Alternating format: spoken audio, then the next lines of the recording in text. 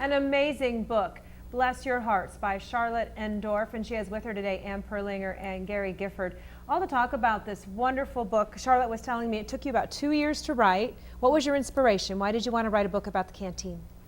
Well, I public speak, and I started asking the people, what would you like to hear next? And they started saying, I want to hear about the North Platte canteen. So I started interviewing people like Ann, and I was totally inspired. So I got the stories together, and we now have the book. Look, let me hold the book so we can show folks this book, because it's now available. How do we get our hands on it?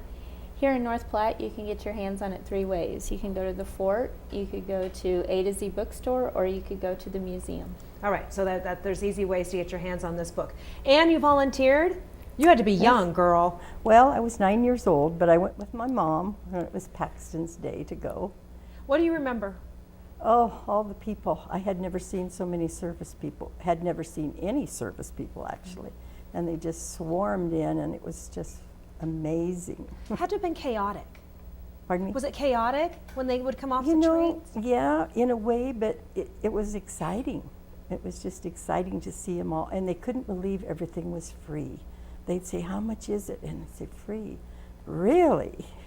It was great. Did you make something? What was your mom's specialty? We made popcorn balls, and She has to tell her cute little story real fast. you have time.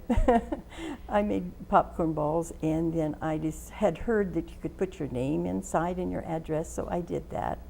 And sometime later, a really nice lady in the country called my mother and said, she had the same name as I did, I have a letter about a popcorn ball, and I didn't put my name in a popcorn ball. Would it be your daughter? And she said, I think so. So she sent it to me, and I corresponded with this Private William Washelli was his name. And then I told him that I was only 9 years old.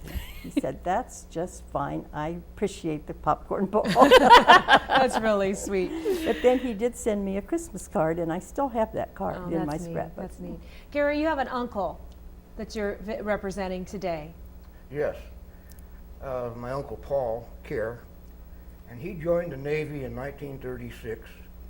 He was with the fleet when they sent the USS Lexington out to try to locate Amelia Earhart. He got out of the Navy, and when World War II broke out, he had my grandfather, who was on the draft board, draft him into the Army.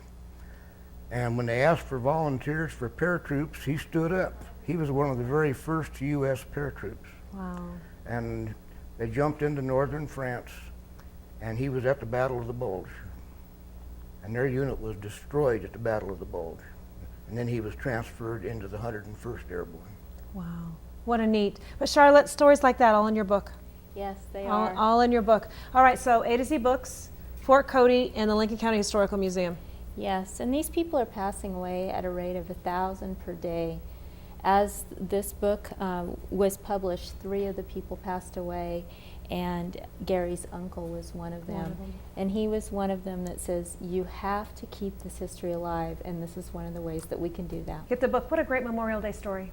Thank you all so much. Thank you for your service. Thank you. All right, weather's next.